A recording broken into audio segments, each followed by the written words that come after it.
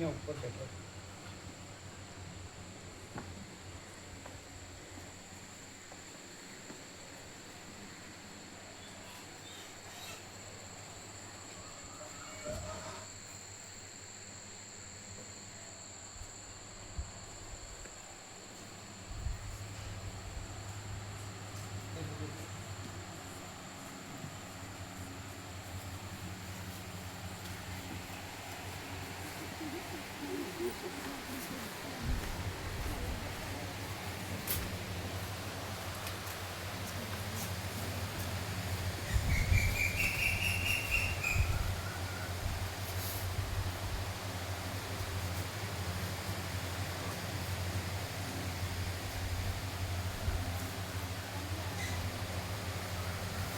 ઉપર નહોતો બેટા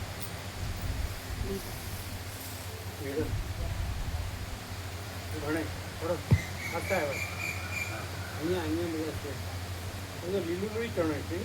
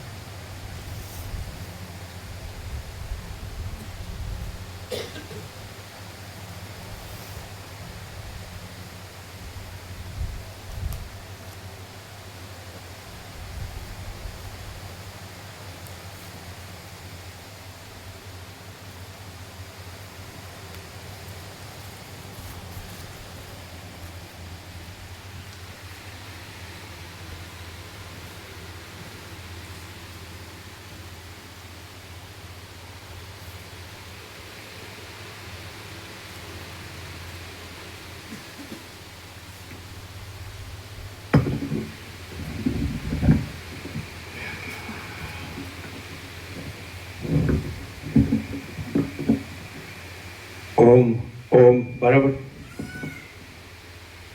બરાબર ઓમ ઓમ બરાબર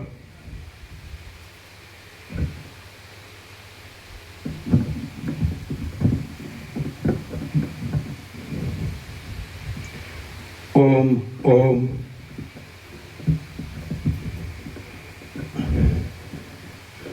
ઓમ ઓમ ઓમ ઓમ બરાબર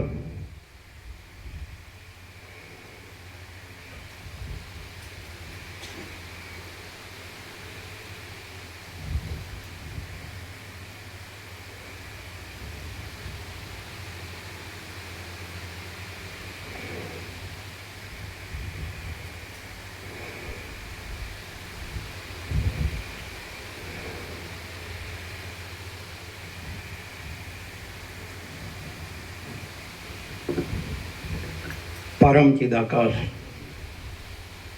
परम ज्योति अखंड ज्योति महाचिदाकाश स्वयं प्रकाश संपूर्ण प्रकाश पूर्ण ब्रह्म अनंत तेजगन अनंत चिदगन परमाकाश केवल अनंत शुद्ध तेजगन परमाकाश अखिल आत्मा पूर्ण ब्रह्म परमात्मा, परम चिदाकाश, परम ज्योति, अखंड ज्योति, अनंत, पूर्ण, परम चिदाकाश, परम शांति, स्वयं सिद्ध, स्वयं प्रकाश, स्वयं पूर्ण, स्वस्वरूप,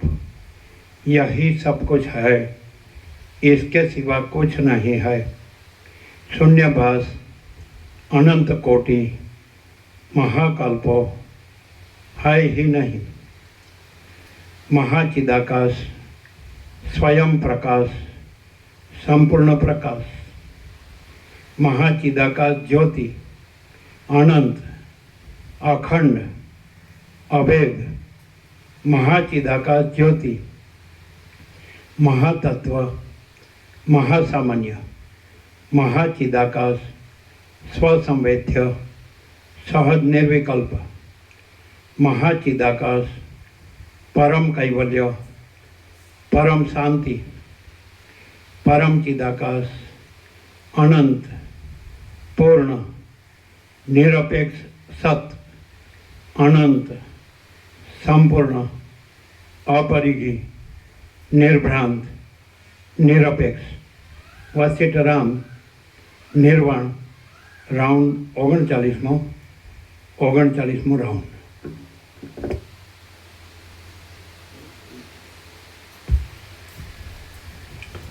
आद्य परब्रह्म सद्गुरु देव की जय।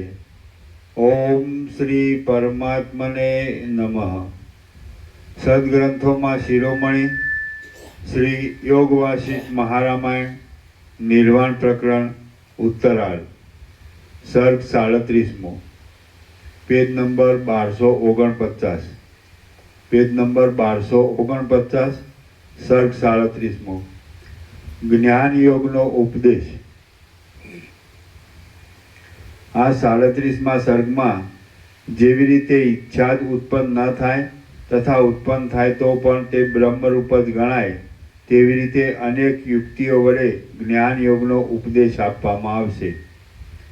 વશિષ્ઠ બોલ્યા, ઈચ્છારૂપી વિષ વિકારને નિવૃત્ત કરી દેનાર યોગ નામનો ઉપાય મેં પ્રથમ પણ તમને કહેલ છે, છતાં પણ હું તમને સ્પષ્ટ રીતે સમજાવવાને ફરીવાર કહું છું, તે તમે સાંભળો।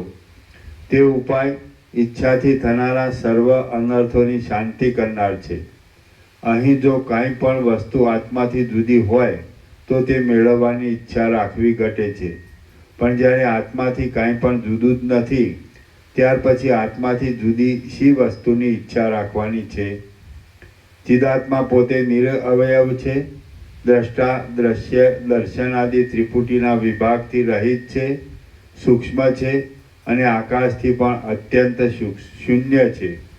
વળી તે જ હું, જગત એ ઇત્યાદિને આકારે વિવત રૂપે થઈ રહેલ છે, તો પછી તેને ઈચ્છા કરવા લાયક એવી બીજી શી વસ્તુ છે? આ ચેતન તત્વનું સ્વરૂપ વિચારીએ તો આકાશરૂપ છે। દ્રષ્ટા અને દ્રશ્ય આદિને પણ આકાશ રૂપે તે ધારણ કરી રહે છે, પોતે પણ આકાશરૂપ જ છે અને આ ચિદાકાશ રૂપ જગતને પણ તે આભાસ માત્ર જ ધારણ કરી રહ્યું છે। આમાં કયો ઈચ્છાનો વિષય છે? અમે તત્વજ્ઞાનને લીધે શાંતિને પ્રાપ્ત થયેલા છીએ।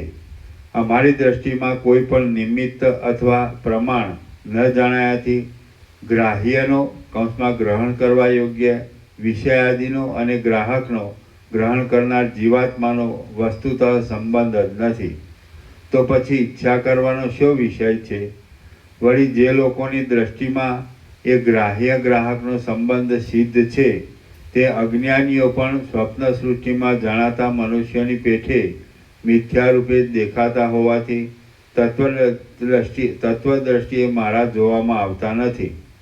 ગ્રાહ્ય અને ગ્રાહકનો સંબંધ એકબીજામાં પરસ્પર પોતાની અંદર વ્યવહાર દ્રષ્ટિએ રહેલ છે, તથાપિ તત્વદ્રષ્ટિએ જોતા તે દેખાતો નથી, કેમ કે જો અસત્ય જ છે તો પછી તે શી રીતે જોવામાં આવે? ચંદ્રમાં કોણે શ્યામ દીઠો છે? પોતાના પારમાર્થિક આત્મ સ્વરૂપમાં નિષ્ઠા નહીં રહેવાથી બહિર્મુખપણું થાય છે અને એમ અજ્ઞાનને લીધે ગ્રાહ્ય ગ્રાહક આદિ ત્રિપુટીની સત્તા દેખાય છે. જો કે ગ્રાહ્ય ગ્રાહક આદિ અશાસ્ત્રીય લૌકિક દ્રષ્ટિ વડે તો સત્ય જણાય છે, છતાં શાસ્ત્રીય દ્રષ્ટિ વડે કૌંસમાં તત્વ દ્રષ્ટિ વડે જોતા તે સર્વ ક્યાં જતું રહે છે, પાછું જાણવામાં જ આવતું નથી. તત્વજ્ઞાન તો એવો સહજ સ્વભાવ છે તત્વજ્ઞાનનો એવો સહજ સ્વભાવ છે કે શાસ્ત્ર દ્વારા પોતાનું તાત્વિક આત્મ સ્વરૂપ સમજાય છે, એટલે અસત્ય અહંકાર પોતાના આત્મામાં સમી જાય છે, લીન થઈ જાય છે. ખરો મોક્ષ પણ તે જ છે કે જેમાં દ્રષ્ટા દર્શન અને દ્રશ્ય આદિ ત્રિપુટીનો ક્ષય થઈ જાય છે. મુક્ત અવસ્થામાં દ્રશ્ય વગેરે રહેતું નથી અને જ્યાં સુધી દ્રશ્ય વગેરે રહે ત્યાં સુધી મોક્ષનો અનુભવ થઈ શકતો નથી. છાયાની અને તડકાની પેઠે આ બંને એક ઠેકાણે સંભવતા નથી. મોક્ષ અને દ્રશ્ય એ બંને જો ભેગા રહી શકે તો એકબીજા વડે પરસ્પર નાશ કરતા બંને અસત્ય ઠરે. જો એ બંને અસત્ય ઠરે તો અનુભવ સિદ્ધ મોક્ષની પણ અસત્યતા સિદ્ધ થવા બેસે. પરંતુ મોક્ષ તો જરા મરણ આદિ વિકારથી રહિત છે, દુઃખના સંપર્કથી પણ રહિત છે અને જીવન મુક્ત પુરુષોના અનુભવ વડે જ સિદ્ધ છે, માટે તેની અસત્યતા કહી શકાતી નથી. બાકી દ્રશ્ય આદિ સર્વ ભ્રાંતિરૂપ છે, તે વડે ખરું સુખ થતું નથી અને તે મિથ્યા તથા દુઃખરૂપ છે, માટે તે વિશે તમે કશા વિચાર જ ન કરો. તમે તો સ્વભાવ સિદ્ધ અકૃત્રિમ મોક્ષ સુખમાં જ નિરંતર દ્રઢ સ્થિર થઈ રહો. છીપની અંદર ભ્રાંતિ વડે દેખાતા રૂપાની પેઠે જે દ્રશ્ય ભ્રાંતિ વડે જ માત્ર દેખાય છે અને સૂક્ષ્મ દ્રષ્ટિ વડે જોવા જતાં દેખાતું નથી, વસ્તુતઃ છે જ નહીં, તો તે અસત વસ્તુનો નિષેધ કરવાથી પણ શું છે? એ દ્રશ્યજાળનું અસ્તિત્વ માનવાથી મોટું દુઃખ થાય છે અને એ દ્રશ્યજાળનો અભાવ માનવાથી મોટું સુખ થાય છે. એ અભાવ યુક્તિપૂર્વક મનન સહિત નિધિધ્યાસન કરવાથી દ્રઢતાને પ્રાપ્ત થાય છે. હે અધમ પુરુષો, આત્મા અનાદિ સિદ્ધ છે અને તે વધવું ઘટવું ઇત્યાદિ વિકાર માત્રથી રહિત છે. તે પોતાના સ્વયં પ્રકાશપણાથી અને શાસ્ત્ર ગુરુ આદિના ઉપદેશથી સ્પષ્ટ રીતે અનુભવમાં આવે છે. છતાં તમે કેમ તે તરફ દ્રષ્ટિ જ નથી કરતા? તમે પોતાના આત્માને નક્કામાં બંધાનમાં નાખવા માટે જ શું એ દ્રશ્યજાળને પકડી રાખેલ છે અને શું તેથી તમે દ્રશ્ય વિષયની આસક્તિને નથી છોડતા? જ્યારે કાર્યભાવ કારણભાવ વગેરે સર્વ બ્રહ્મરૂપ છે ત્યારે તો દેહાદી મર્યાદાઓ રહેતી નથી અને વિસ્તારને પ્રાપ્ત થઈ ગયેલા ચિન્માત્ર પ્રત્યેગાત્મામાં પણ બ્રહ્મપણું સિદ્ધ થાય છે. સાક્ષી આત્મામાં પણ બ્રહ્મપણું સિદ્ધ થાય છે. સર્વના આત્મારૂપ એક પરમ તત્વ જે ચિદાકાશ રૂપ છે તે બધે ઠેકાણે પૂર્ણ રૂપે વ્યાપી રહેલ છે, છતાં તેમાં દ્રષ્ટા દ્રશ્ય આદિ ભાવને વાસ્તવ રૂપે સ્વીકારી લઈ જેઓ બ્રહ્મજ્ઞાનને માટે સાધનોને શોધે છે તેવા વાદીરૂપી પશુઓનું કે તેવા તાર્કિક શિષ્યરૂપી પશુઓનું અમારે કશું પણ પ્રયોજન નથી. વળી એ એક જ બ્રહ્મતત્વ સર્વત્ર ભરપૂર છે તો પછી તેમાં કાર્યકારણ ભાવનો બોધ કરનારા વચનોનો શો અવકાશ છે? પવનની ચંચળતામાં, જળના પ્રવાહપણામાં અને આકાશની શૂન્યતામાં જે કાંઈ સ્વભાવાદી અનિર્વચનીય હેતુ છે તે જ ચિદાત્માના સૃષ્ટિ આદિ રૂપે થઈ જવામાં હેતુરૂપ સમજવો. હે સુશીલ રામચંદ્રજી, જો કાર્યકારણ ભાવ આદિ સર્વ બ્રહ્મરૂપ છે તો પછી બ્રહ્મની અંદર જગતને કાર્યરૂપ કહી વળી બ્રહ્મનું કારણપણું સિદ્ધ કરવાની વાદીની વાત તો માત્ર નિર્લજતા બતાવનાર છે. જગતમાં ખરી રીતે સુખ પણ નથી અને દુઃખ પણ નથી. જગત પોતે જ શાંત અને પરમ મંગળમય પરબ્રહ્મ રૂપ છે. ચૈતન્ય વિના બીજું કશું પણ છે નહીં, તો પછી ઈચ્છાનો ઉદય ક્યાંથી થાય? જેમ માટી વડે બનાવેલા યોદ્ધાઓની રમકડાની સેનામાં માટી વિના બીજું કાંઈ હોતું નથી, તેમ બ્રહ્મના એક વિવર્તરૂપ એવા જગત અહંકાર આદિ દ્રશ્યમાં બ્રહ્મ સિવાય બીજું કાંઈ પણ નથી. રામ બોલ્યા, હે મુનિશ્રેષ્ઠ વશિષ્ઠજી, જો આપ કહો છો તેમ સર્વ બ્રહ્મરૂપ છે, તો પછી ઈચ્છા પણ બ્રહ્મરૂપ હોવાથી તેનો ઉદય થાવો અથવા ન થાવો તેનો વિધિ નિષેધ કરવાનું શું પ્રયોજન છે? વશિષ્ઠ બોલ્યા, ઈચ્છાનું સ્વરૂપ જાણવામાં આવતા ઈચ્છા બ્રહ્મરૂપ જ જણાય છે, અને જ્ઞાનની અવસ્થામાં ઈચ્છા બ્રહ્મરૂપ છે, બીજા કશારૂપ નથી. હે રામચંદ્રજી, આ વિષયમાં તમે જેમ સમજ્યા છો તેમ જ ખરું છે, પરંતુ આ એક વાત તમે સાંભળો. જ્યારે જ્યારે જ્ઞાનનો ઉદય થાય છે ત્યારે ત્યારે ઈચ્છા શમી જાય છે. જેમ સૂર્યનો ઉદય થતાં આપોઆપ જ રાત્રિનો નાશ થઈ જાય છે પણ ઉદય થતો નથી, તેમ જ્ઞાનનો ઉદય થતાં આપોઆપ જ ઈચ્છા આદિનો નાશ થઈ જાય છે, પછી તેનો ઉદય થતો નથી. જેમ જેમ જ્ઞાનનો ઉદય થતો જાય છે તેમ તેમ દ્વૈતની શાંતિ થતી જાય છે અને વાસનાનો લય થતો જાય છે, તો પછી ઈચ્છાનો ઉદય શી રીતે થાય? સર્વ દ્રશ્યજાળમાં નીરસપણું જણાયાથી જે પુરુષને કશા વિષયમાં ઈચ્છાનો ઉદય થતો નથી તે પુરુષની અવિદ્યા શાંત થઈ ગયેલી છે અને તેનામાં નિર્મળ એવા મુક્તપણાનો ઉદય થયો છે એમ સમજવું. જ્ઞાની પુરુષને દ્રશ્ય તરફ વૈરાગ્ય હોતો નથી, તેમ આસક્તિ પણ હોતી નથી, પરંતુ સ્વાભાવિક રીતે જ દ્રષ્ટા અને દ્રશ્યનો સંબંધ થવામાં તેની રુચિ હોતી નથી. કોઈક વખતે કાકતાલીય યોગથી અથવા બીજા કોઈની પ્રેરણા વડે શાસ્ત્રમાં નિષેધ નહીં કરાયેલ અને દેહધારણમાં સાધનરૂપ એવા અન્નપાનાદિકના વખતે તે ઈચ્છે છે અથવા નથી પણ ઈચ્છતો.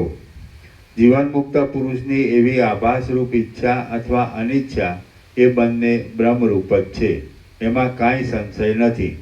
ઘણું કરીને જ્ઞાની પુરુષને ભોગ સંબંધી કશી જ ઈચ્છા થતી નથી. વખતે એને એવી ઈચ્છા થાય જ છે તો તે પૂર્વના અભ્યાસ અનુસાર હોય છે. જો જ્ઞાનનો ઉદય થયો તો જરૂર મનુષ્યની ઈચ્છા શાંત જ થઈ જાય છે. જેમ પ્રકાશની અને અંધારાની એકત્ર સ્થિતિ અસંભવિત છે, તેમ જ્ઞાનની અને ઈચ્છાની એકત્ર સ્થિતિ સંભવતી જ નથી. તત્વજ્ઞ પુરુષ કોઈ જગ્યાએ વિધિ નિષેધનો વિષય થઈ શકતો નથી, કેમ કે વૈરાગ્યને લીધે જે પુરુષ સર્વ પ્રકારની વાસનાઓ અને ઈચ્છાઓથી રહિત છે તેને કોણ શા માટે અને શું કહે છે? જેમ બને તેમ તદ્દન થોડી ઈચ્છા રાખવી, સર્વ લોકોને અભયદાન વડે પ્રસન્ન રાખવા અને આત્માનંદનો અનુભવ કરવો એ જ તત્વજ્ઞાનનો ઉદય થયાનું ચિહ્ન છે. જ્યારે સર્વ દ્રશ્ય વિરસ રસ વિનાનું સ્વાદ વગરનું જણાયાથી કોઈ ઠેકાણે ચિત્તની રુચિ થતી નથી, ત્યારે જ ઈચ્છાનો ઉદય થતો નથી અને ત્યારે જ મુક્તપણાનો અનુભવ પણ થાય છે.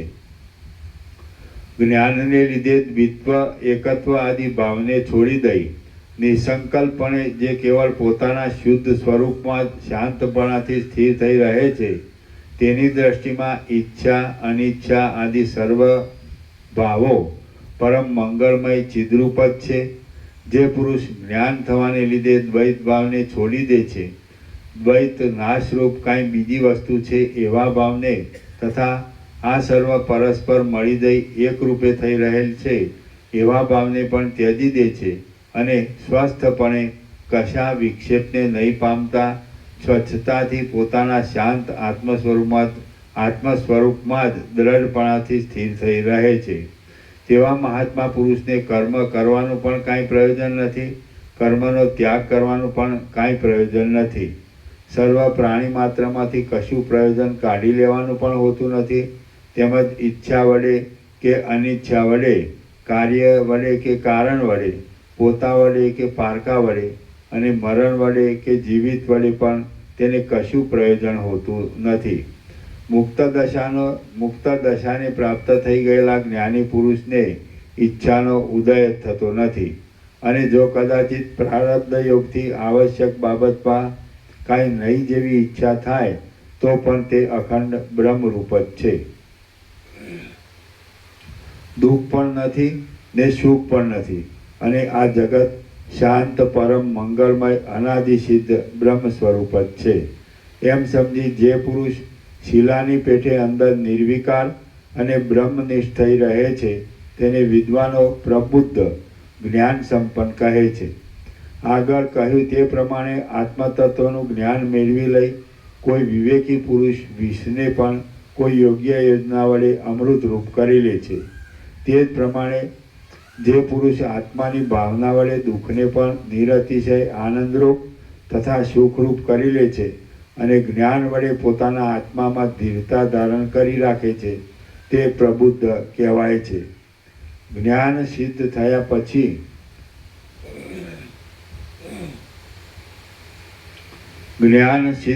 પછી બ્રહ્મની અંદર જગતની જે સ્થિતિ જણાય છે તે બ્રહ્મ રૂપે જણાય છે. એ જગત ચિદાકાશની અંદર ચિદાકાશ રૂપે રહ્યું છે. નિર્વિકાર ચેતન સત્તામાં નિર્વિકાર ચેતન સત્તા રૂપે રહેલું છે. પરમ મંગળમય પરબ્રહ્મમાં પરમ મંગળમય પરબ્રહ્મ રૂપે રહેલું છે. શૂન્યના જેવા દ્રશ્યથી રહિત પરમાત્માની અંદર શૂન્યના જેવા દ્રશ્યથી રહિત પરમાત્મા રૂપે રહ્યું છે અને સદરૂપ આત્મતત્વમાં સદરૂપ આત્મતત્વ રૂપે રહેલું છે. સંકલ્પરૂપી કલંકથી રહિત એવું શુદ્ધ ચિદાકાશ નિર્વિકાર છે. તે પોતાના નિર્વિકાર શુદ્ધ સ્વરૂપથી સર્વત્ર સમાન રૂપે રહેલ છે. શાંત છે અને પરમાનંદ રૂપ છે. સર્વત્ર તેજ પ્રસરી રહેલ છે અને જગત કાંઈ છે જ નહીં. આવું જ્ઞાન સિદ્ધ થાય છે એટલે અહંકાર રૂપી ભ્રાંતિ પોતાની મેળે જ ક્ષય પામી જાય છે. જે કાંઈ આ સ્થાવર જંગમાત્મક જગત દેખાય છે તે સર્વ શાંત ચિદાકાશ રૂપ છે અને બીજા કોઈના મનોરાજ્ય વડે ખડા થઈ ગયેલા શહેરના જેવું તે માત્ર મનોમય જ છે. જેમ બીજા પુરુષે પોતાના મનોરાજ્યમાં કલ્પી કાઢેલી નગરીમાં શૂન્યપણાને લીધે તમારું જવું આવવું નિર્વિઘ્નપણે ભીંતનો પ્રતિબંધ ન નડતા સુખથી થઈ શકે છે, તેમ આ જગતરૂપી ભ્રાંતિની અંદર પણ શૂન્યતાને લીધે જ્ઞાનનિષ્ઠ પુરુષનું પોતાની ઈચ્છા પ્રમાણે જવું આવવું સિદ્ધ થાય છે. કેમ કે આત્મા તો સમુદ્ર, સ્વર્ગ, પૃથ્વી, નદી અને પર્વતો ઇત્યાદિની શોભા વડે અત્યંત શૂન્ય છે અને તેની અંદર દ્રષ્ટાનું જોનારનું અંતઃકરણ સમુદ્ર, સ્વર્ગ, પૃથ્વી ઇત્યાદિના આકારે પ્રસરી રહેલું છે. જેમ તૃષ્ણા વડે વ્યાકુળ થયેલા અને થાકી ગયેલા પુરુષનું પોતાનું નેત્ર જળ વગરના પોતાની પાસેના પ્રદેશમાં ઝાઝવાના જળના તરંગ રૂપે થઈ દેખાય છે, તેમ દ્રષ્ટાનું અંતઃકરણ તેવી વાસનાને લીધે સ્વર્ગ, પૃથ્વી, સમુદ્ર ઇત્યાદિના આકારે થઈને દેખાવ આપે છે. સ્વપ્નમાં ખડા થઈ ગયેલા શહેરની પેઠે અને બાળકે પોતાના મનથી અંધારામાં કલ્પી કાઢેલ વેતાલની તાળીઓની પેઠે જે કાંઈ આ દ્રશ્ય આભાસ રૂપે દેખાય છે તેમાં શું સત્ય છે? બ્રહ્મ જ સત્ય છે અને તે જ અહંકાર તથા જગત રૂપે અસત્ય રીતે ભ્રાંતિને લીધે તે પાસે છે. એ ભ્રાંતિ પોતાના આશ્રય વિના સ્ફુરી આવે છે, માટે તે અસત્ય છે. આ જગતને સદરૂપ સાચું પણ કહી શકાતું નથી, અસદરૂપ ખોટું પણ કહી શકાતું નથી અને સદ અસદરૂપ સાચું ખોટું પણ કહી શકાતું નથી. તો તે અનિર્વચનીય છે. ઇન્દ્રિયો વડે તેના વાસ્તવ તત્વનો નિર્ણય થઈ શકે તેવું નથી. ગંધર્વનગરને આકારે દેખાતા આકાશની પેઠે તે જગત આદિના આકારે થઈ રહેલું ભાસે છે. તત્વજ્ઞ પુરુષને તત્વજ્ઞાનના બળને લીધે વિષયો મિથ્યા રૂપે જણાય છે. તેથી તેને વિશે ઈચ્છા અને અનિચ્છા એ બંને સરખા જ છે. છતાં ઈચ્છાનો ઉદય ન થવા દેવો એ વાત અનંત સુખનો અનુભવ કરાવવામાં હેતુરૂપ છે. માટે તેને જ હું વધારે શ્રેયસ્કર માનું છું. નિર્વિકાર આકાશની અંદર આકાશમાંથી જ આકાશ વાયુગ્નિ એ શ્રુતિના ક્રમ પ્રમાણે જગત અહંકાર આદિ ઉત્પન્ન થયાની પ્રતીતિ થતી જોવામાં આવે છે. આકાશથી વાયુ થાય છે અને વાયુથી અગ્નિ થાય છે વગેરે. એ શ્રુતિના ક્રમ પ્રમાણે જગત અહંકાર આદિ ઉત્પન્ન થયાની પ્રતીતિ થતી જોવામાં આવે છે અને પવનમાંથી તેના પોતાના સ્વરૂપમાં જ ગતિનો પ્રાદુર્ભાવ થતો દેખાય છે. તે જ પ્રમાણે ચિદાત્મામાંથી તેના પોતાના સ્વરૂપમાં જ અજ્ઞાનરૂપ આવરણને લીધે જગત અહંકાર આદિ ઉત્પન્ન થતા જોવામાં આવે છે. આમાં બીજું કશું કારણ નથી. ચિદાત્માનું બહિર્મુખ થઈ જવું તે જ ઈચ્છારૂપ છે, ચિત્તરૂપ છે અને સંસારરૂપ છે. એ ચિદાત્મા બહિર્મુખ ન થાય અને કેવળ પોતાના સ્વરૂપમાં સ્થિત રહે તે મુક્તિ છે. આમ યુક્તિને સમજી રાખી તમે નિર્વિક્ષેપ અને શાંત થઈને રહો. વસ્તુતઃ વિચારતા તો ઈચ્છા ઉત્પન્ન થાઓ કે અનિચ્છા થાઓ, સૃષ્ટિ ઉત્પન્ન થાઓ કે તેનો લય થાઓ, પણ સર્વ મિથ્યા હોવાથી કોઈની કશી ક્ષતિ જ થતી નથી. કેમ કે વસ્તુતઃ કશું પણ અહીં છે નહીં અને સર્વ કલ્પિત છે. ઈચ્છા અને અનિચ્છા, સત અને અસત, ભાવ અને અભાવ તથા સુખ અને દુઃખ એ વગેરે કશી કલ્પના નિર્વિકાર ચિદાકાશની અંદર સંભવતી જ નથી. વિવેક વડે અને શાંતિ વડે તૃપ્ત હોવાથી જે પુરુષને દિવસે દિવસે ઈચ્છાનો ઘટાડો થતો જાય છે તે પુરુષને વિવેકીઓ મોક્ષ ભાગી કૌંસમાં મોક્ષ પામવાની ભાગ્યશાળી થયેલો કહે છે. ઈચ્છારૂપી બાણના શલ્ય વડે વિંધાયેલ હૃદયમાં શોક મોહ આદિ વેદનારૂપ એવું તો તીવ્ર શૂળ થવા માંડે છે કે તેમાં આ લોકમાં પ્રસિદ્ધ એવા મણિમંત્ર ઔષધ આદિ ઉપાયો પણ જય ન મેળવી શકતા બુઠ્ઠા થઈ જાય છે.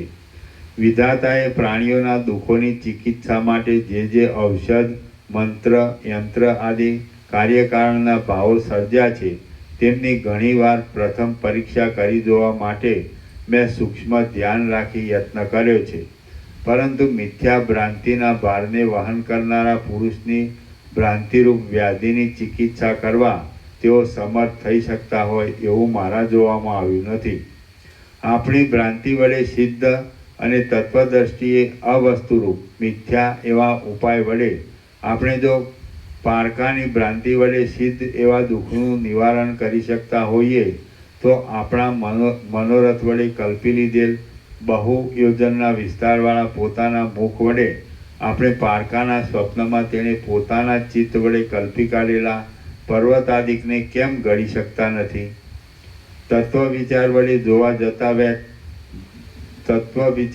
જોવા જતા વેત જ જે નાશ પામી જાય છે તેવા અસત પદાર્થ વડે જો કાંઈ વાસ્તવ વ્યવહાર કરી શકાતો હોય તો પછી સસલાના શિંગડા વડે આકાશને કેમ ઢાંકી નથી શકાતું? આથી સિદ્ધ એ થાય છે કે કોઈના ભ્રાંતિજન્ય દુઃખોને બીજા કોઈથી નિવારી શકાતા નથી, પણ તેનું પોતાનું તત્વજ્ઞાન વડે અનુભવમાં આવતું પરમાર્થ સત્ય બ્રહ્મ જ તેના સર્વ ભ્રાંતિજન્ય દુઃખોનું નિવારણ કરનારા ખરા ઉપાયરૂપ છે. જળ જેમ અત્યંત જડપણાને લીધે દ્રવપણું મૂકી દઈ ક્ષણ માત્રમાં કરાવો રૂપ થઈ જાય છે, તેમ ચિદાકાશ ક્ષણ માત્રમાં જ અહમભાવને લીધે મનરૂપ થઈ જાય પછી દેહરૂપ બની જાય છે.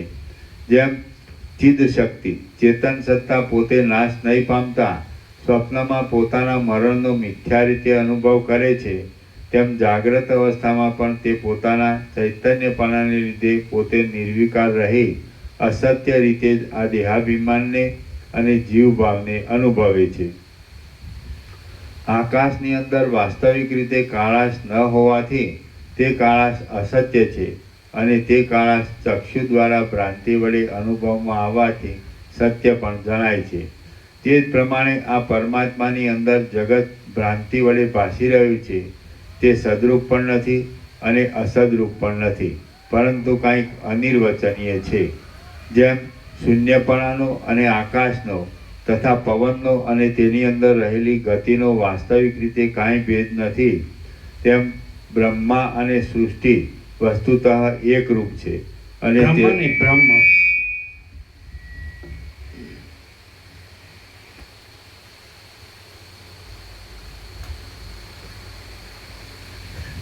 જેમ શૂન્યપણાનો અને આકાશનો તથા પવનનો અને તેની અંદર રહેલી ગતિનો વાસ્તવિક રીતે કાંઈ ભેદ નથી, તેમ બ્રહ્મ અને સૃષ્ટિ વસ્તુતઃ એક રૂપ છે અને તેનો પણ ભેદ નથી. અહીં જગત આદિ કશું ઉત્પન્ન પણ થતું નથી અને કશાનો નાશ પણ થતો નથી. પણ જેમ સૂઈ ગયેલા પુરુષને સ્વપ્નનો આભાસ થાય, તેમ અવિદ્યાને લીધે આ જગતનો પણ કેવળ આભાસ માત્ર જ થાય છે. ચિદાકાશની અંદર પૃથ્વી આદિ સર્વ સૃષ્ટિ ખરી રીતે છે જ નહીં અને તે સ્વપ્નાદિકની પેઠે આભાસ માત્ર જ દેખાય છે. તો પછી તેમાં લેવા દેવાના સંબંધમાં શો આગ્રહ રાખવાનો હોય? પૃથ્વી આદિ પોતાના કારણો સહિત આ દેહ કેવળ આભાસ માત્ર છે, બાકી તત્વદ્રષ્ટિએ જોતા તે નથી.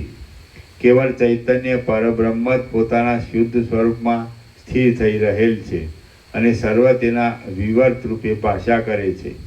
અમુક માણસ અમુક કામ કરે છે, એવા વ્યવહારમાં બુદ્ધિ આદિ અંદરની ઇન્દ્રિયોનું અને ચક્ષુ આદિ બહારની ઇન્દ્રિયોનું જે કંઈ કારણપણ જણાય છે, તે પણ બુદ્ધિ આદિનો વ્યાપાર છે કે જેને ચેતનતા આપનાર આત્મતત્વ વચ્ચે ભેદ કે અભેદ કાંઈ સંભવતું નથી. વસ્તુતઃ તો એ સત્ય નથી, પણ પરમાર્થ દ્રષ્ટિએ એક આત્મતત્વનો સદાકાળ સંભવ હોવાથી એ સર્વ એ તત્વમાં અધ્યારોપ દ્રષ્ટિએ રહ્યું છે. સ્વપ્નમાં જેમ લાંબા કાળ વિના, ક્ષણ માત્રમાં, હેતુ વિના અને ક્રમ વિના જન્મ મરણ આદિનો અનુભવ થાય છે, તેમ એ ચૈતન્ય તત્વમાં કલ્પો અને મહાકલ્પો તથા તેની અંદર થનાર વ્યવહારો વગર હેતુએ અને ક્રમ વિના ભાસે છે. પૃથ્વી પણ ચિદાકાશ રૂપ છે, પર્વતો પણ ચિદાકાશ રૂપ છે, દ્રઢ ભિંતો પણ ચિદાકાશ રૂપ છે, આ સર્વ લોક પણ ચિદાકાશ રૂપ છે અને સર્વ ક્રિયાઓ પણ ચિદાકાશ રૂપ છે. કેમ કે ચિદાત્માને પોતાના વિશાળ સ્વરૂપમાં સૃષ્ટિનો આભાસ દેખાય છે. આ જગતરૂપી ચિત્ર આકાશરૂપી ભિંતની અંદર ચિદાત્મા રૂપી રંગ વડે રંગાયેલ છે. તેનો ઉદય પણ થતો નથી અને અસ્ત પણ થતો નથી. તે ખેદને પણ નથી પામતું અને નાશને પણ પ્રાપ્ત થતું નથી. ચેતન સત્તારૂપી જળ જગતરૂપી મોટા તરંગોના પ્રવાહ રૂપે રહ્યું છે. તેમાં શું ક્યારે ઉત્પન્ન થાય છે અને શું ક્યારે નાશ પામે છે? શાંત મહાચૈતન્ય રૂપી આકાશ જગતની સત્તાથી સાવ રહિત જ છે અને તેની અંદર જળ દ્રશ્ય પ્રપંચનો અસંભવ હોવાથી જગત જ છે નહીં. તો પછી તેની ઉત્પત્તિ અને નાશ તે શી રીતે સિદ્ધ થાય? ચિદાત્માની વાસનાની વિચિત્રતાને લીધે થનારા દ્રઢ સંકલ્પના પ્રયોગ વડે પર્વતો આકાશના જેવા થઈ જાય છે અને આકાશ પર્વતોના જેવું થઈ જાય છે. યોગી પુરુષો અર્ધ નિમેષ જેટલા વખતમાં, અર્ધ નિમેષ એટલે આંખનું એક મટકું મારવું તેટલા સમયને નિમેષ કહે છે અને તેટલા વખતનો અડધો ભાગ તે અર્ધ નિમેષ કહેવાય છે. યોગી પુરુષો અર્ધ નિમેષ જેટલા વખતમાં પળવારમાં પોતાના આત્માના દ્રઢ સંકલ્પરૂપી સિદ્ધ ઔષધ અક્ષીરોષણના ચૂર્ણના પ્રયોગ વડે જ જગતને આકાશરૂપ કરી દે છે અને આકાશને આ ત્રણ લોક રૂપ બનાવી મૂકે છે. જેમ આકાશની અંદર સિદ્ધ યોગી પુરુષોના સંકલ્પ વડે કલ્પાયેલા અસંખ્ય નગરો એકબીજામાં ન ભળી જતા અદૃશ્ય રૂપે રહ્યા છે, તેમ હજારો સૃષ્ટિઓ બ્રહ્મની અંદર એકબીજામાં ન ભળી જતા અદૃશ્ય રૂપે રહેલી છે, પરંતુ તે સર્વ ચિદાકાશ રૂપ છે. જેમ મહાસાગરની અંદર અનેક તરંગો એકબીજામાં મળી ગયેલા છતાં જુદા જુદા દેખાય છે, પણ પોતાના અધિષ્ઠાન રૂપ જળથી જુદા નથી, તેમ મહાચૈતન્યની અંદર અનેક મોટી મોટી સૃષ્ટિઓ અન્યોન્ય મળી ગયેલી પરસ્પર સંબંધ રાખનારી છતાં જુદે જુદે રૂપે દેખાય છે, પરંતુ તેઓ પોતાના અધિષ્ઠાન રૂપ મહાચૈતન્યથી જરા પણ જુદી કહી શકાતી નથી. જ્ઞાનનિષ્ઠ યોગી પુરુષો જેમ પોતાના લોકમાંથી દ્રશ્ય રૂપે રહેલા સિદ્ધ પુરુષોના બીજા લોકમાં જવા માટે પોતાની ઉપાધિનો મૂળ ચૈતન્યમાં લય કરી દે છે અને તે લોકમાં ચાલ્યા જાય છે, તેમ આ સૃષ્ટિમાંથી બીજી સૃષ્ટિમાં જવાનું બની શકે છે. અવિનાશી અને પરમ આનંદરૂપ પરબ્રહ્મમાં સર્વ પ્રાણી માત્ર રહેલા છે. જેમ આકાશની અંદર ખાલી જગ્યા રહેલી છે, તેમ અનેક સૃષ્ટિઓની પરંપરા પરમાત્માની અંદર વિના અડચણે રહેલી છે. જેમ સ્ફટિક શિલાની અંદર દેખાતી રેખાઓ સ્વાભાવિકપણે તેમાં રહેલ હોય છે, અને પુષ્પની અંદર જેમ સ્વાભાવિક રીતે સુગંધ રહી છે, તેમ પરમાર્થરૂપ ચિદાકાશની અંદર સ્વાભાવિક રીતે જ આ સૃષ્ટિના વિલાસો રહેલા છે. જેમ પુષ્પની સુગંધ પરસ્પર એકબીજામાં મળી ગયા છતાં નોખી હોય છે, અને સિદ્ધ પુરુષોના લોકો પણ એકબીજા સાથે મળવા આવતા છતાં નોખા હોય છે, તેમ ચિદાકાશ રૂપે અનેક સૃષ્ટિઓ એકબીજામાં ઓતપ્રોત જેવી છતાં પણ નોખી રહેલી છે.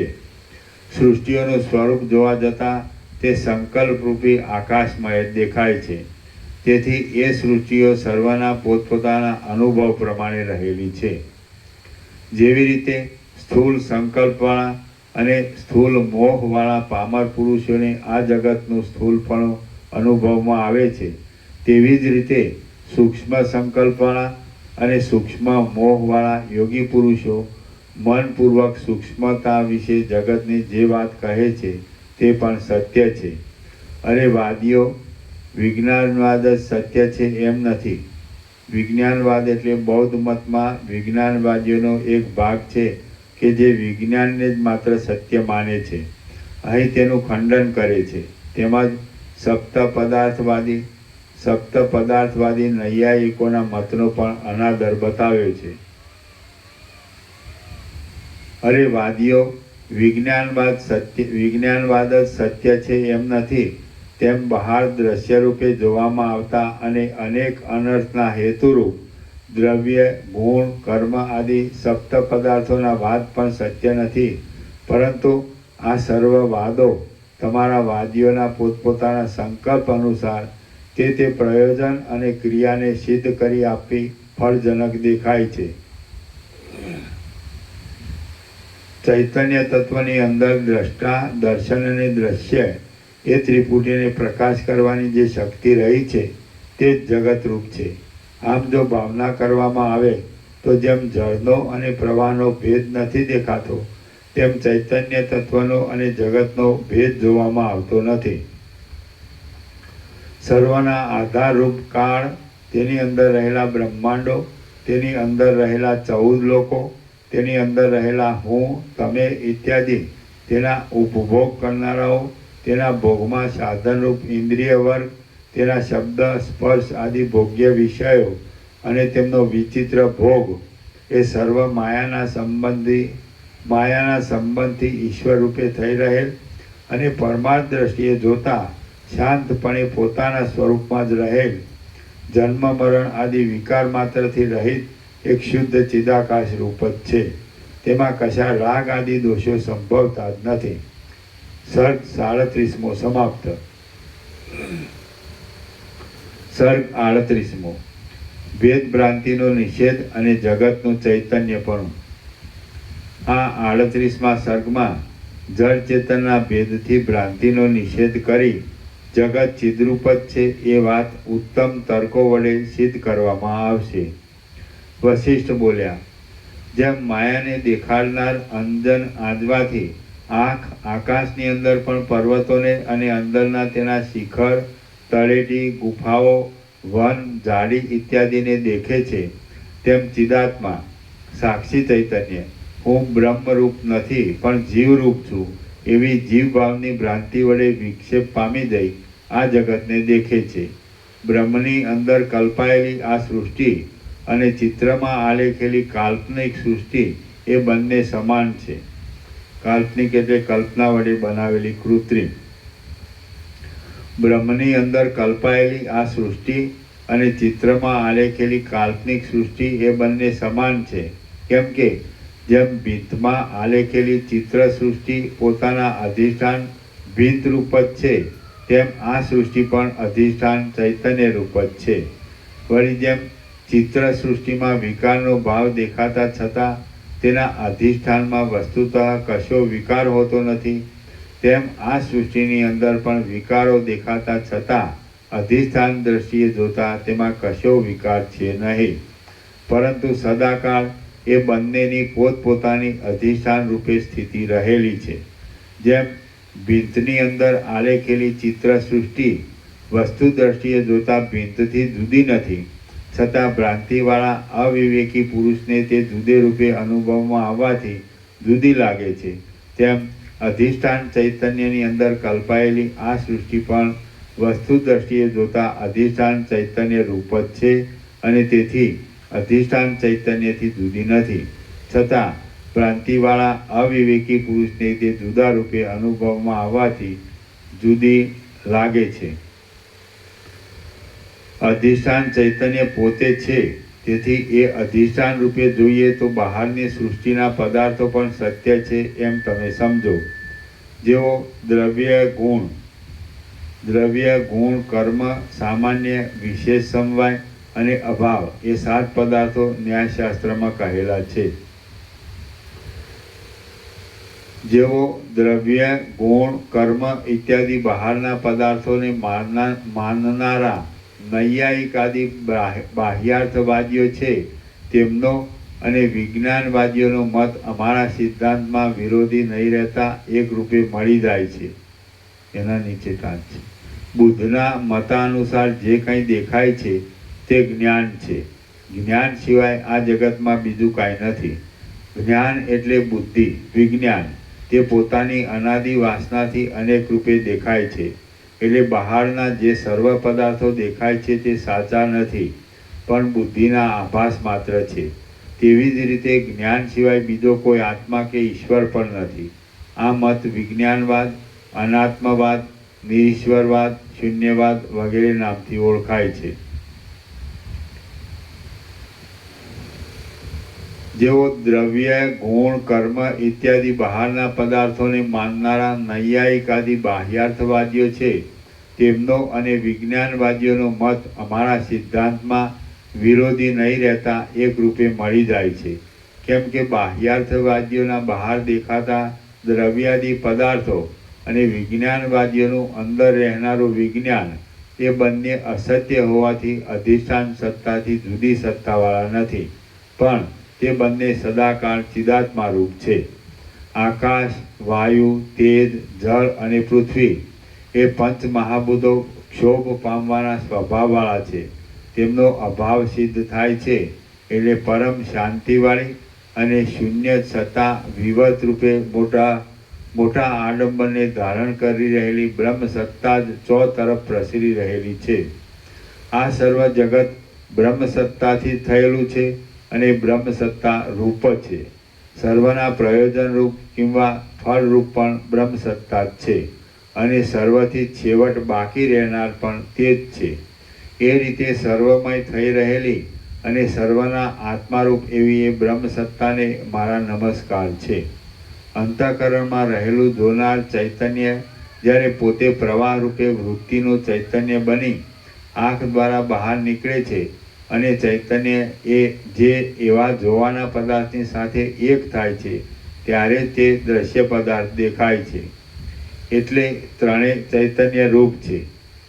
દ્રષ્ટા, દર્શન અને દ્રશ્ય તથા એ ત્રણેયના સંબંધથી ઉત્પન્ન થનારું તેનું ફળ એ સર્વ જ્યારે ચૈતન્ય જ છે ત્યારે તે સર્વ જગતનું પારમાર્થિક સ્વરૂપ અનુભવરૂપ ચૈતન્ય જ છે એમ સિદ્ધ થાય છે.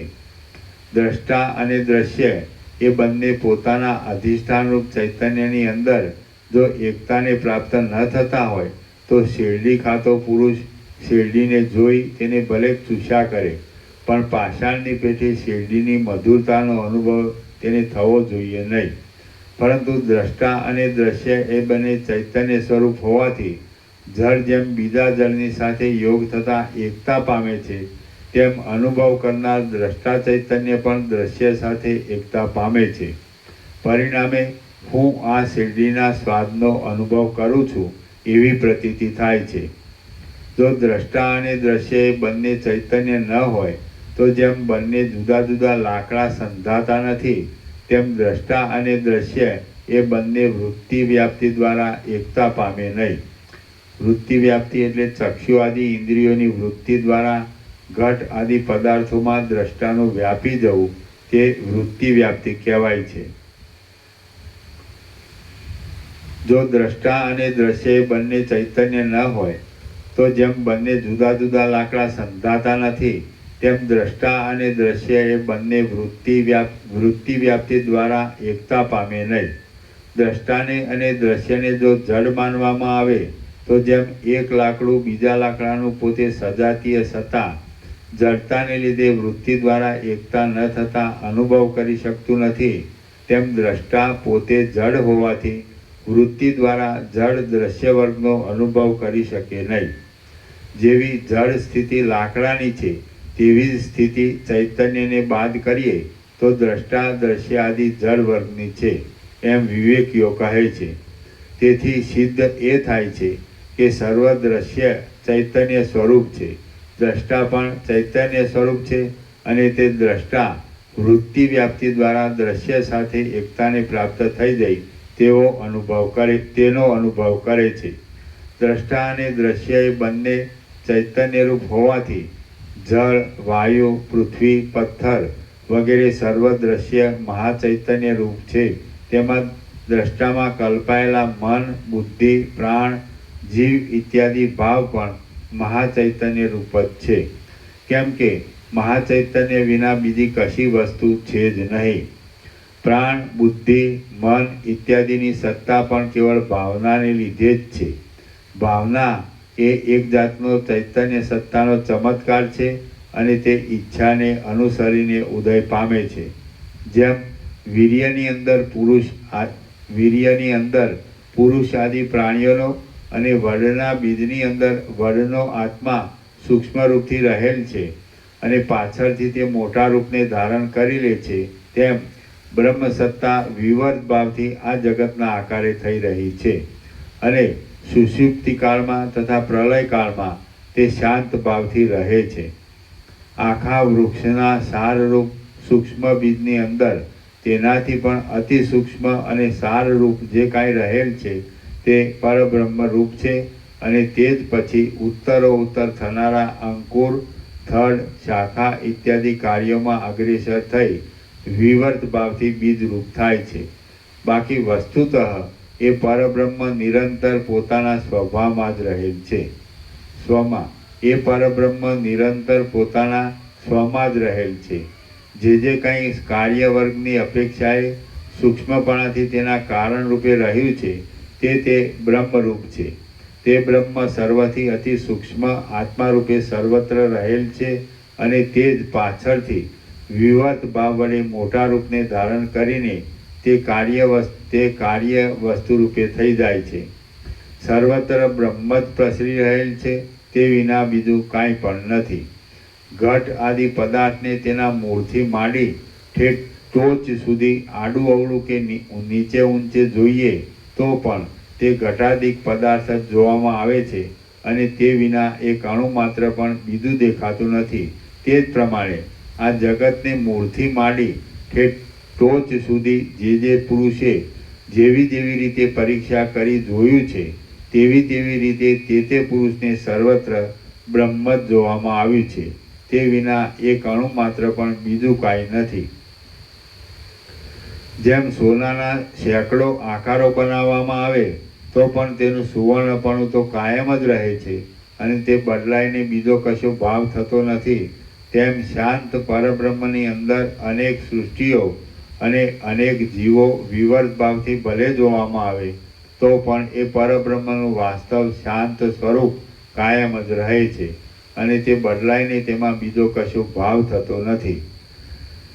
જેમ સ્વપ્ન અવસ્થામાં તમારી પડખે રહેલા અનેક મેઘના સમૂહો હાલ પ્રબુદ્ધ જાગ્રત અવસ્થામાં તમને નહીં જેવા જ છે, એમ અજ્ઞાન દશામાં સત્ય જણાતા જગતના ઉત્પત્તિ, સ્થિતિ, પ્રલય વગેરે વિકારો પ્રબુદ્ધ જ્ઞાનની અવસ્થાને પામેલા તમને નહીં જેવા લાગે છે. એટલે કે તેનું સ્વરૂપ તમને આકાશના જેવું શૂન્ય અથવા ચિદાકાશ રૂપ ભાસે છે.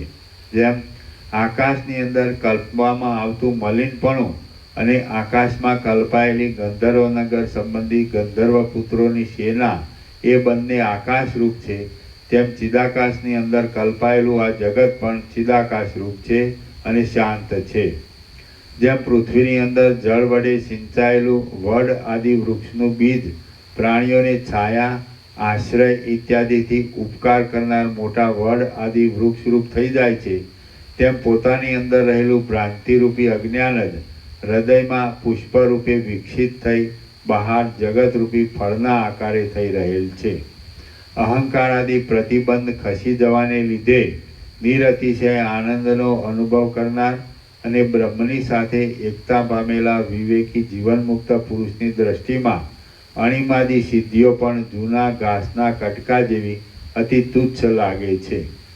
આ ત્રૈલોક્યની અંદર દેવતાઓમાં, દૈત્યોમાં કે મનુષ્યોમાં એવું કશું પણ હું દેખતો નથી કે જે આખા જગતને એક રૂવાટા જેવું ગણનારા મહાત્મા પુરુષને લોભમાં નાખી શકે. તેણે પોતાના આત્માનું સ્વરૂપ ઓળખી લીધેલું છે એવો પુરુષ ગમે તેવી સ્થિતિમાં હોય અને ગમે તે ઠેકાણે રહ્યો હોય, પરંતુ તેને દ્વૈત સંબંધી અનેક સંકલ્પો ઉઠતા જ નથી. જે મહાત્મા પુરુષને સર્વ જગત શૂન્ય આકાશના જેવું લાગે છે, તેને ભોગ આદિના નિમિત્તનું કશું સ્વરૂપ જ ન દેખાયથી શા માટે અને શી રીતે ઈચ્છા ઉત્પન્ન થાય અથવા કઈ બાબતમાં ઈચ્છા ઉત્પન્ન થાય?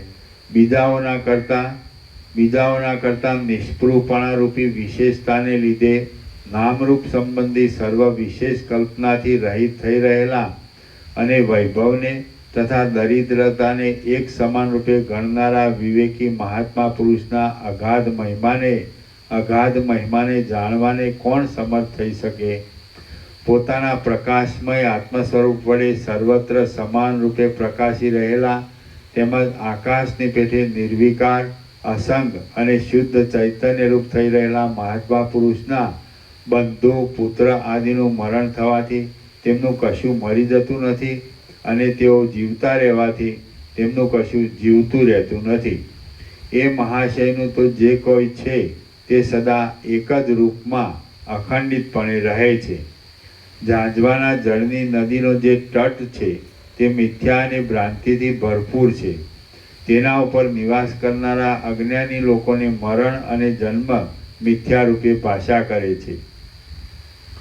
અમે આ બાબતમાં સંપૂર્ણ રીતે પરીક્ષા કરી તત્વદ્રષ્ટિ વડે જે નિર્ણય કર્યો છે તેનાથી એમ સ્પષ્ટ થાય છે કે ભ્રાંતિ પણ નથી, ભ્રાંતિને જોનાર પણ કોઈ નથી, જન્મ પણ નથી, મરણ પણ નથી. કેવળ શાંત નિત્ય પરબ્રહ્મ જ સર્વત્ર ભરપૂર છે. જે પુરુષ આ દ્રશ્ય પ્રપંચથી વૈરાગ્ય પામ્યો હોય, કેવળ આત્મામાં પ્રીતિ રાખતો હોય અને પરમ શાંતિને પામી ગયો હોય, તે પોતે વિદ્યમાન છતાં દેહ આદિ રૂપે અવિદ્યમાન જેવો જ છે અને તે જ ખરેખર આ સંસાર સાગરને તરી ગયેલો છે. મનની સંકલ્પ વિકલ્પ આદિ ગતિ વિરામ પામી જવાથી જે પોતાના આત્મામાં શાંતિ પામી ગયેલો હોય, તે નિર્મળ બ્રહ્મનિષ્ઠ જીવનમુક્ત પુરુષ બ્રહ્મભાવથી ભલે વિદ્યમાન સદેહ મુક્ત હોય તો પણ બુઝાઈ ગયેલા દીવાની પેઠે તેનો જીવ ભાવ બુઝાઈ ગયેલો હોવાથી તે નિર્વાણને પ્રાપ્ત થઈ ગયેલો છે, એમ વિવેકી પુરુષોનું સમજવું છે. જેને બુદ્ધિથી માંડી આ સર્વ દ્રશ્ય જગત પોતાની મેળે જ રૂચતું નથી અને જે સદાકાળ આકાશની પેઠે નિર્વિકાર તથા શાંત રહે છે, તેને ઉત્તમ પુરુષો મુક્ત કહે છે.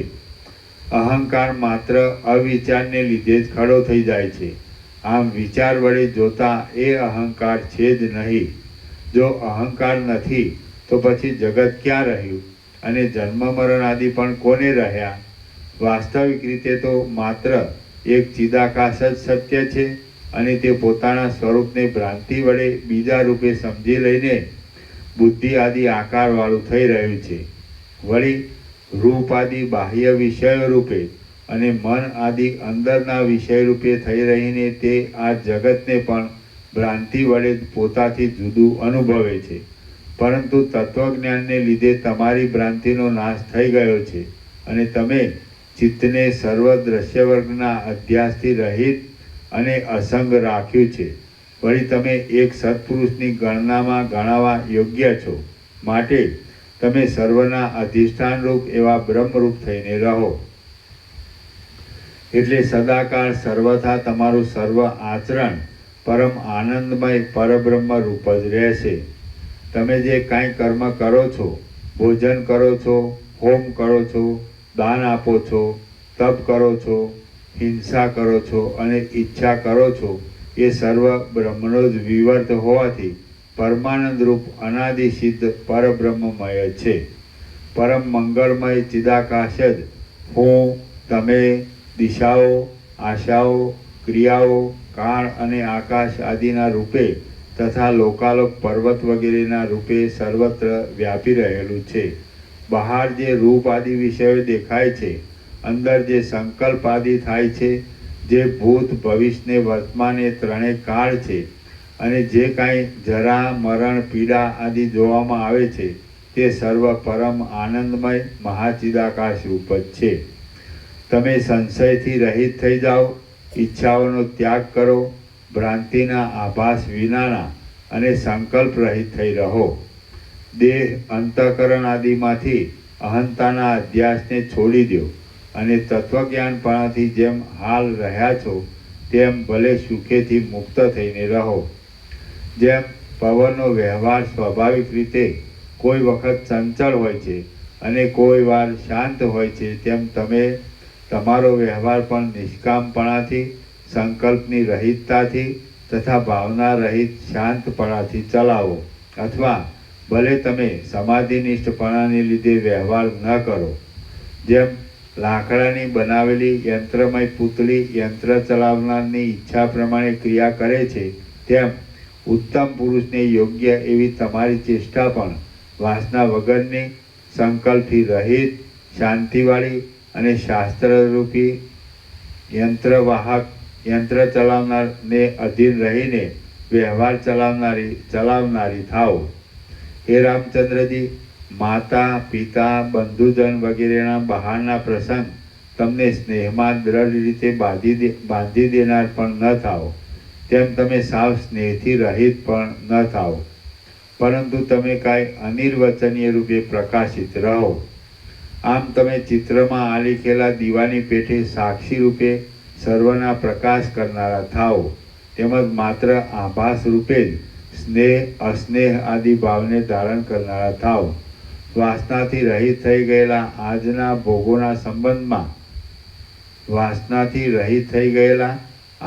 ભોગોના સંબંધમાં વૈરાગ્યવાળા અને ભવિષ્યના વિષય સુખ તરફ સ્પૃહા વિનાના વિવેકી પુરુષને તત્વજ્ઞાનના વિનોદ માટે સારા શાસ્ત્રો વિના બીજું કશું કારણ છે.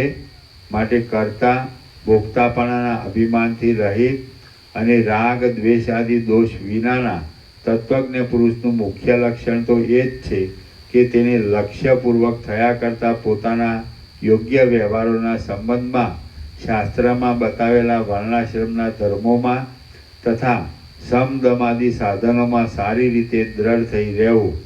બાકી ફાવે તેમ વર્તવું એ કાંઈ વિવેકીઓનું લક્ષણ નથી. સર્ગ 38મો સમાપ્ત. સર્ગ 39મો. આત્મનિષ્ઠ વિવેકીની દ્રષ્ટિમાં જગતનું દર્શન.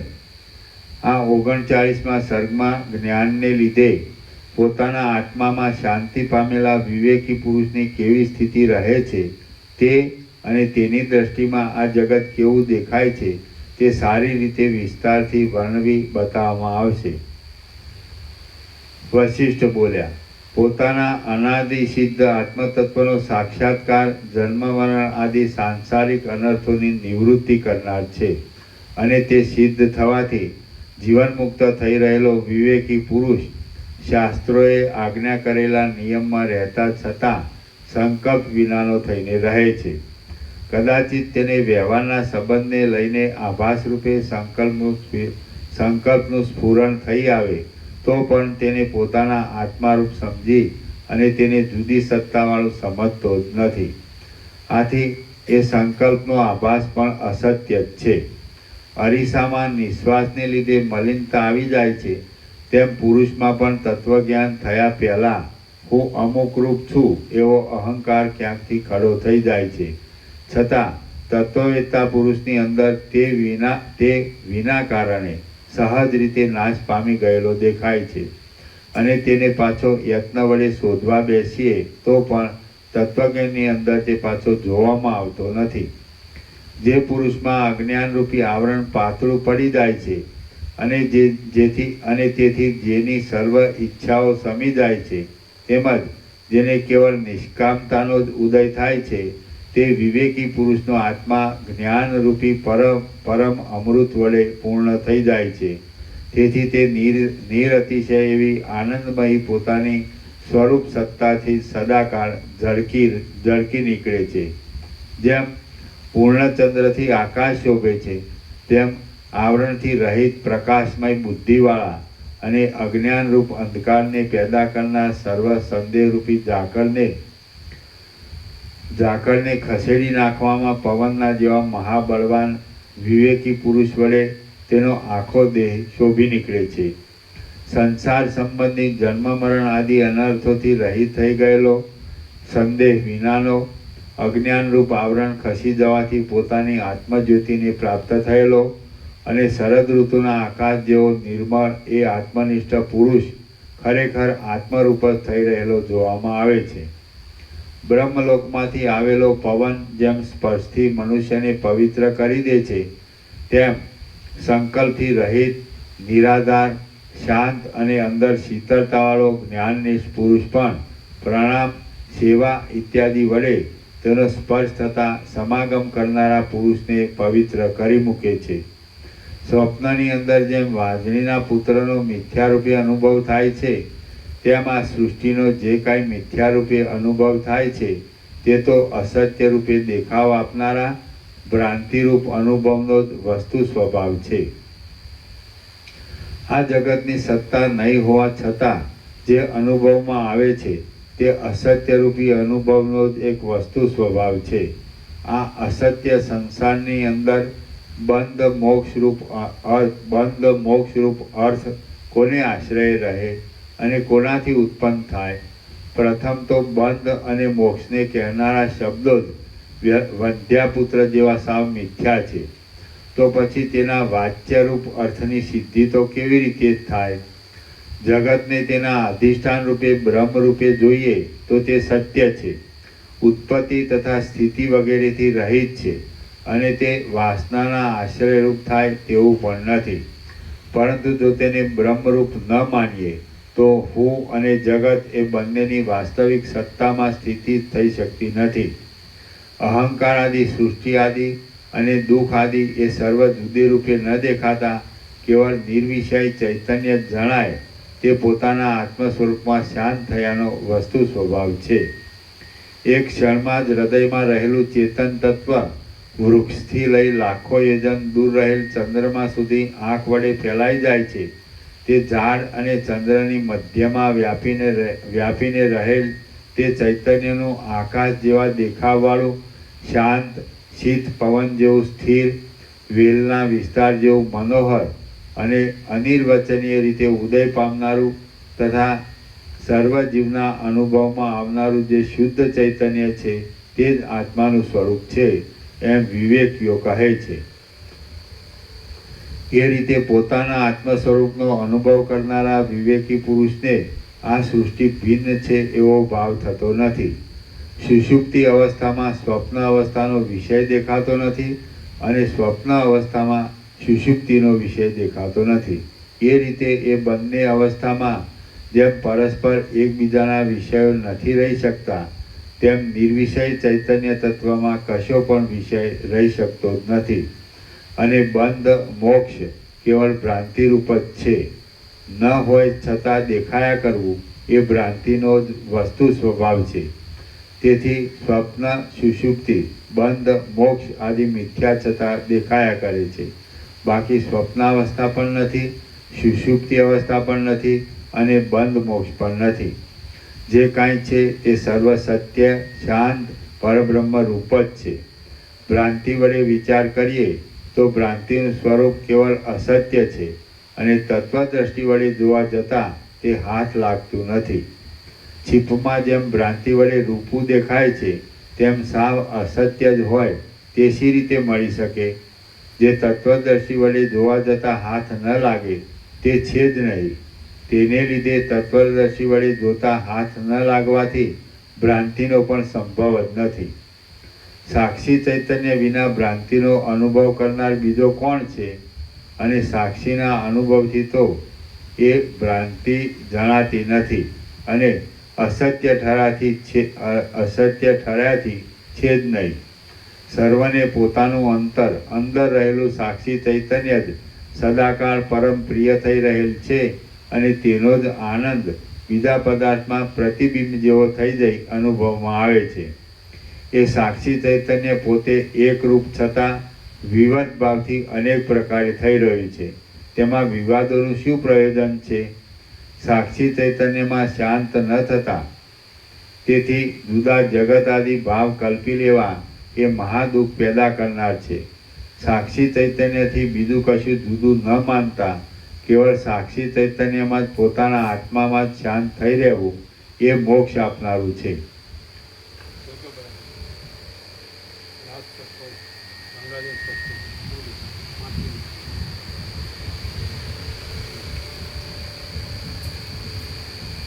સાક્ષી ચૈતન્યથી બીજું કશું જુદું ન માનતા કેવળ સાક્ષી ચૈતન્યમાં શાંત થઈ રહેવું એ મોક્ષ આપનારું છે. આ પ્રમાણે બુદ્ધિ વડે પોતાના આત્માની અંદર વિચાર કરી તમને જે સારું લાગતું હોય તે ભલે સુખેથી કરો. જેમ સૂક્ષ્મ બીજની અંદર આખું સ્થૂળ વૃક્ષ રહેલું છે અને તે વાત આપણા જોવામાં આવવાથી ઘટિત લાગે છે, તેમ પરમ આનંદમય નિરાકાર પરમાત્માની અંદર આ સાકાર જગત રહેલું છે એમ તત્વવેત્તાઓનું અને વેદોનું કહેવું છે. જેમ જળની અંદર દ્રવપણું રહેલું છે તેમ રૂપ આદિ બાહ્ય વિષયનો અનુભવ, સંકલ્પ વિકલ્પ આદિ માનસિક વિષય અને બુદ્ધિ અહંકાર વગેરે સર્વ ચિદાકાશ રૂપ છે અને આત્માના સ્વરૂપમાં જ તે કલ્પાયેલા છે. જેમ કોઈ એક મૂર્તિમાન વાઘ જેવું પ્રાણી પોતાની સત્તા વડે પોતાના સત્તાવાળા અવયવો વડે ક્રિયા કરી જાય છે તેમ ચિદાકાશ પોતે ખરી રીતે કરતા નહીં હોવા છતાં પોતાની સત્તાથી જ સત્તાવાળા પંચ મહાભૂતો વડે અને ભૌતિક પદાર્થો વડે ક્રિયા કરી જાય છે. જેમ નટીના પગ મૂકવાના ક્રમ પ્રમાણે તાલ નાખવામાં કુશળ એવો કોઈ બજવૈયો ઢોલ, નગારા, તબલા વગેરે વગાડીને પોતાના અભિપ્રાય પ્રમાણે શબ્દ કાઢે છે, તેમ જડપણાને લીધે પોતાની મેળે વ્યવહાર કરવામાં અસમર્થ થયેલા આપણા આ વશિષ્ઠ, રામચંદ્રજી આદિ નામવાળા દેહમાંથી પોતપોતાના અર્થને બતાવનાર હું ઇત્યાદિ જે શબ્દ જીભ વગેરે ઇન્દ્રિયના હલાવાથી નીકળે છે તે અંદર રહેલા ચિદાત્માની સત્તાથી અને તેની ઈચ્છા અનુસાર જ બહાર નીકળે છે. જે ઉપરથી દેખાયા કરતું હોય પણ વિચાર કરતા તત્વદ્રષ્ટિ વડે નિરંતર જોવામાં આવતું નથી તે છે જ નહીં. આ જગત તો જળરૂપ અને પાયા વગરનું હોય અસત્ય જ છે અને બ્રહ્મ પોતે પોતાની સ્વરૂપ સ્થિતિમાં જ રહેલ છે. જેમની દ્રષ્ટિમાં આ જગતરૂપી સ્વપ્ન સત્ય લાગે છે તેઓ પણ એકબીજામાં ભ્રાંતિ વડે સ્વપ્ન પુરુષની પેઠે એકબીજાને દેખાયા કરે છે, છતાં તેઓ પણ જાગ્રત અવસ્થામાં કે સ્વપ્ન અવસ્થામાં પરસ્પર એકબીજાના આત્માની અંદર વાસ્તવિક રીતે હોઈ શકતા નથી. તો પછી આપણે જે કેવળ બ્રહ્મરૂપ જ છીએ તેના સ્વરૂપની અંદર તો આકાશના ફૂલની પેઠે તેમની સ્થિતિ સંભવતી જ નથી. પવનથી જેમ તેની ગતિ જુદી નથી તેમ એ સંસારરૂપી સ્વપ્નના પુરુષોના સર્વ વ્યવહારો પણ પોતાથી ભિન્ન નથી. તે વ્યવહારોની સાથે તેઓ ચૈતન્ય અંશ વડે મારા ચૈતન્યમય સ્વરૂપે રહેલા છે. કેમ કે તેમના જડ અંશને આકાશના ફૂલની પેઠે અસત્ય માની કાઢી નાખ્યા પછી ચૈતન્ય સ્વરૂપ અંશથી જોતા એક શાંત પરબ્રહ્મ રૂપ જ રહે છે અને તે આકાશના જેવું અસંગ તથા નિર્વિકાર છે. જેમ સ્વપ્ન અવસ્થાનો અનુભવ કરનારા પુરુષને સ્વપ્ન પદાર્થ સત્ય લાગે છે, તેમ એ સંસારરૂપી સ્વપ્નના પુરુષોને હું વશિષ્ઠ સત્યરૂપ લાગુ છું, પરંતુ તેઓ તો મારી દ્રષ્ટિમાં સુષુપ્તિ અવસ્થામાં સ્વપ્ન બાધિત છે તેમ જ્ઞાન વડે બાધિત થઈ જાય છે. આમ તેમના સર્વ દેહ આદિ મારા વિચાર પ્રમાણે જોવામાં આવતા નથી, તેથી અસત્ય જ છે. એ સાંસારિક પુરુષો સાથેનો મારો જે વ્યવહાર થયા કરે છે તે મારી દ્રષ્ટિમાં બ્રહ્મનો એક વિવર્ત હોવાથી બ્રહ્મ જ બ્રહ્મની અંદર રહેલ છે. એ લોકો તે વ્યવહારને જેમ અસત્ય સત્ય ગણતા હો તો ભલે ગણે, અસત્ય સત્ય ગણતા હો તેમ ભલે ગણે, એમની દ્રષ્ટિ વડે જ માત્ર સત્ય જણાતા એ વ્યવહારોનું મારે કશું પણ પ્રયોજન નથી. હું વસ્તુતઃ આ પોતાના વશિષ્ઠ નામવાળા દેહ રૂપે પણ રહ્યો નથી. બ્રહ્મ સત્તા જ તમારે માટે કેમ જાણે વશિષ્ઠ આદિ આકારવાળી થઈ રહી હોય એમ દેખાય છે. આ વાણી પણ કેમ જાણે બ્રહ્મ સત્તા જ તમારે માટે વિવર્ત ભાવથી તેવે રૂપે થઈ રહી હોય એમ ભાસે છે. બાકી મારી દ્રષ્ટિમાં એ કશું વાસ્તવ સત્ય નથી, પણ વસ્તુ માત્ર પોતાના પરમ આનંદમય બ્રહ્મરૂપ છે.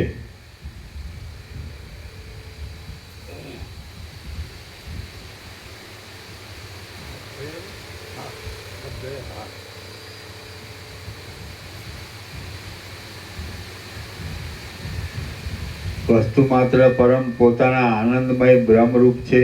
આમ જાણવાથી દુઃખાદિક ઉલટી વસ્તુને પણ જ્ઞાનથી અનુકૂળ આત્મરૂપ ગણનારા અને શુદ્ધ ચૈતન્યરૂપ આત્મા સાથે વૃત્તિ દ્વારા એક રસ થઈ રહેનારા વિવેકી પુરુષના હૃદયમાં ભોગની કે મોક્ષની ઈચ્છા સ્ફૂર્તિ નથી. મનુષ્યોને બંધનો અને મોક્ષનો ક્રમ કેવળ પોતાના સ્વભાવ માત્રને, પોતાના સ્વરૂપનું જ્ઞાન અને અજ્ઞાન તેને જ અધીન છે, છતાં લોકો તેમાં કેવા ગોથા મારે છે. અહો,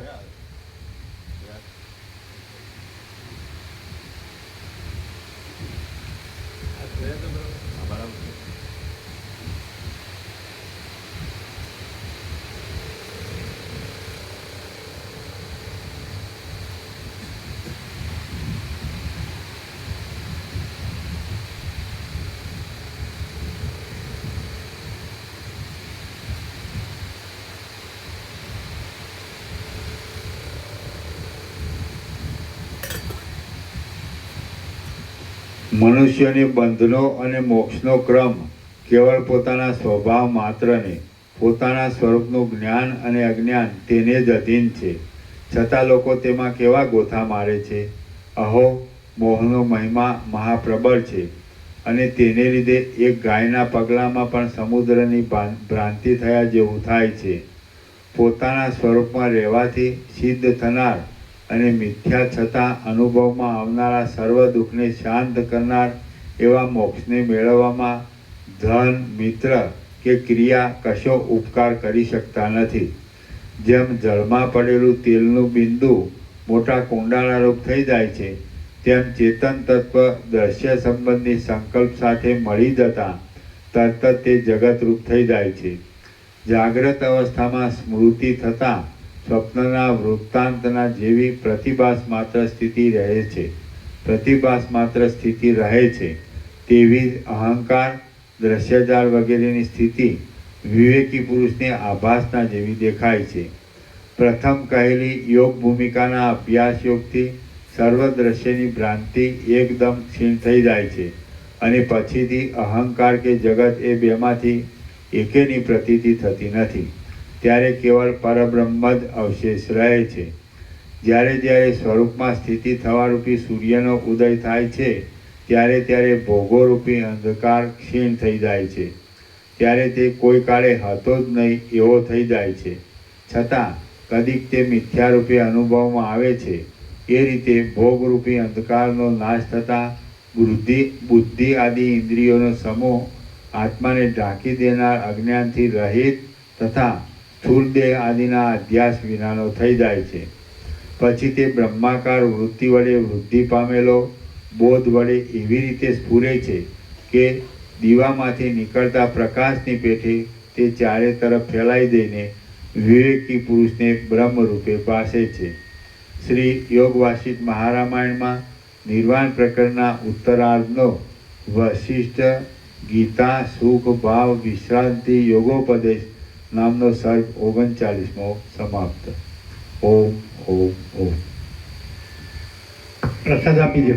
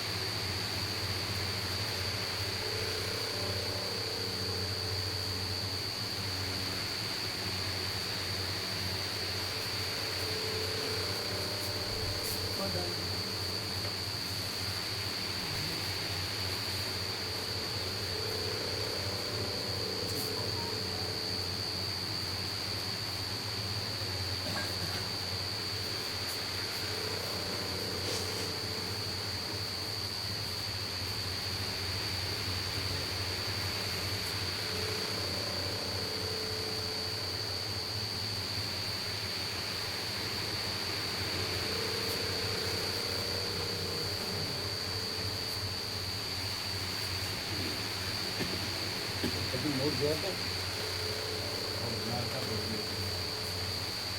હતા અમે પછી દિવસ વધારે આવે છે ઓઢમાં પણ આવે અને આખો અમે જોઈએ કર્યા તો 5 નહોતા આવતો હોય સાંજે હતા અને બાર હોય બાર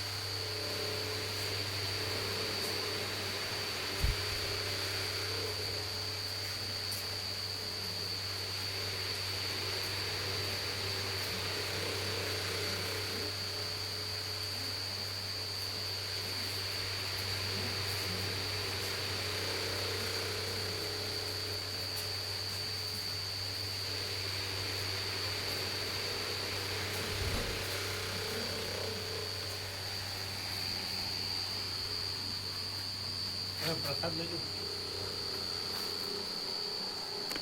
તમારે ઘરે જઈએ બનાવી આ તો બધાને આપજો